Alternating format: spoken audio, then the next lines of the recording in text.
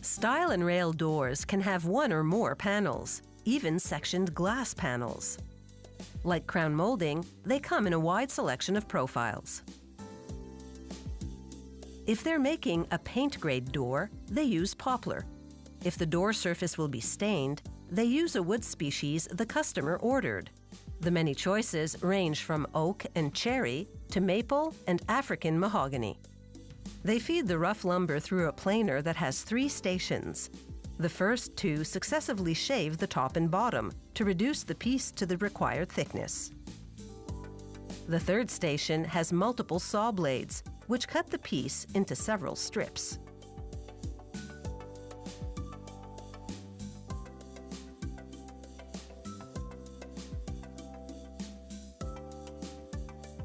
Workers line up those strips side by side and coat one side with glue. Then they transfer the wood strips to the table of a clamping machine, repeatedly sandwiching one piece of linear strand lumber in between the glued sides of 2 solid wood strips. Linear strand lumber, LSL for short, is a piece of lumber made from glued wood fibers. A robot clamps the strips tightly to the LSL core. This assembly stays clamped on the machine for an hour for the glue to dry.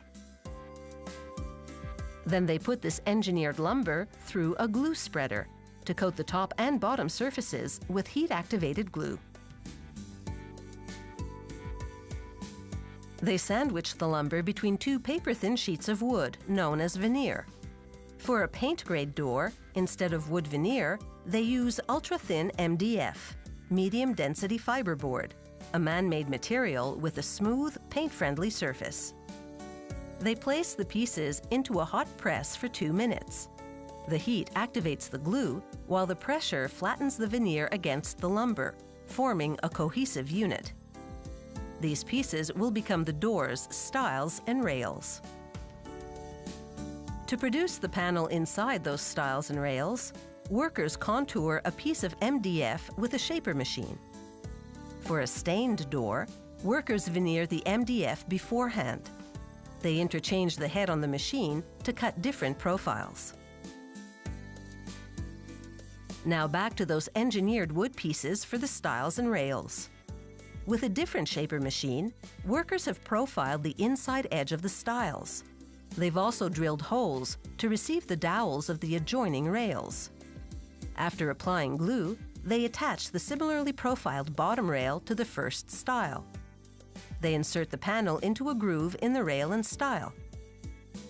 This is a 2-panel door, so they fit a middle rail, another panel, a top rail, then the second stile.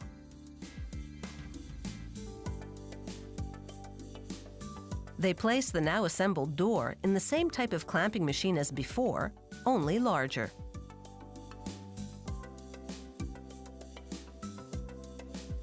It applies pressure on the door for an hour while the glue dries.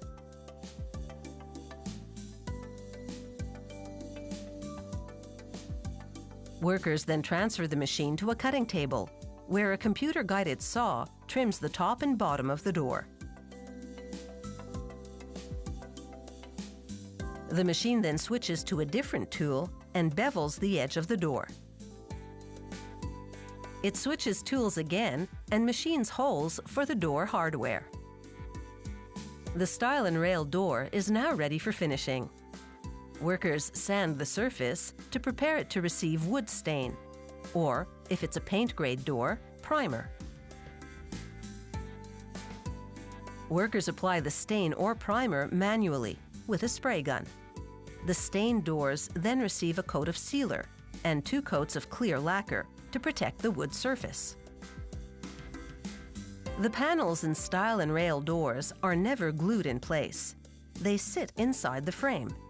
This leaves space for the wood and MDF to naturally expand with seasonal humidity without warping or cracking the door.